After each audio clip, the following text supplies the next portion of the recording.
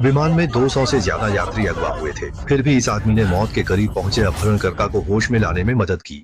सरगना ने आभार नहीं जताया और घायल खतरे से बाहर है। डॉक्टर की पुष्टि के बाद उसने सैम को उसकी सीट पर वापस भेज दिया। जाने से पहले उसने घायल को कहते सुना, माँ को फोन कर दिया है।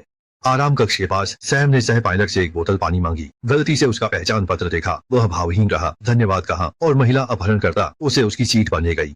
आस-पास की यात्री हो गया। अपहरणकर्ताओं को ढूंढने निकल पड़ा। कॉलिंस को लगा विमान तुरंत उतरे, क्योंकि घायल को तुरंत उपचार चाहिए, नहीं तो वह 1 घंटे से ज्यादा नहीं बचेगा। कॉलिंस थोड़ा हैरान था। डॉक्टर ने कहा था कि उसकी स्थिति स्थिर है। सैम कहता है डॉक्टर ने डरकर झूठ कहा था। उसने सर्जरी में कहा था कि तुम्हारा भाई 1 घंटा भी नहीं टिकेगा। उसने पायलट से यह पुष्टि करवा ली थी कि विमान हंगरी के हवाई अड्डे पर उतरेगा। डाकू हंगेरियन भाषा नहीं समझेंगे, इसलिए तब सह पायलट हंगेरियन में हवाई अड्डे को चेतावनी देकर उन सबको पकड़वा सकता है। जब सह पायलट कॉकपिट में आया, ये सुनकर सह पायलट ने राहत की सांस ली और विमान उतारना शुरू किया। इधर जमीन पर गृह मंत्री को एक अजनबी की चिट्ठी मिली और वह तुरंत आपातकालीन कमांड सेंटर पहुंचे। परंतु गृह सचिव चिंतित थे। उनका देश आतंकवादियों से कभी बात नहीं करता।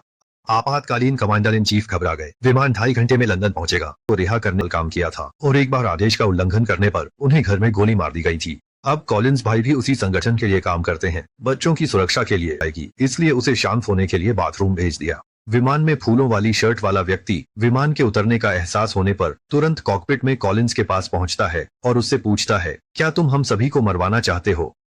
कॉलिंस विमान उतारने पर अड़ा रहता है। फूलों वाली शर्ट वाला व्यक्ति जैसे जान निकल गई हो। कांपते हुए रेस्ट रूम में आकर बंदूक किया गया तो मास्टरमाइंड सभी अपहरणकर्ताओं और उनके परिवारों को मार देगा। सैम के परिवार को भी क्रूरता से मारा जा सकता है, क्योंकि उन्होंने संगठन को उसकी पासपोर्ट जानकारी भेजी थी और वो योजना को बिगाड़ने वाले किसी को नहीं छोड़ेंगे। घायल अपहरणकर्ता ने सिर हिलाया। उसके पिता भी मास्टरमाइंड के हाथों क्रूरता से मारे गए थे। यह सुनकर सैम हक्का बक्का रह गया। एक तरफ उसका परिवार, दूसरी तरफ 200 से ज्यादा यात्रियों की सुरक्षा। उसे आखिर क्या करना चाहिए था? देखा कि वह जमीन पर बेजान पड़ा था और उसके हाथ में अभी भी पेन होल्डर था जो उसकी छाती में घुसा था।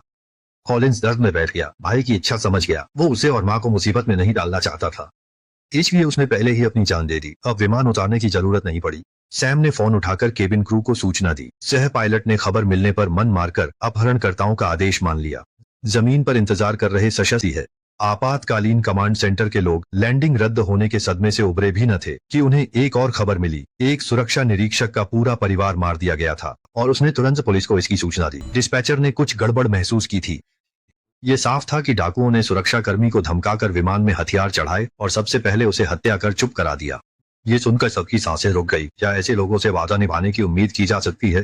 कैदियों को छोड़ें या नहीं, खोज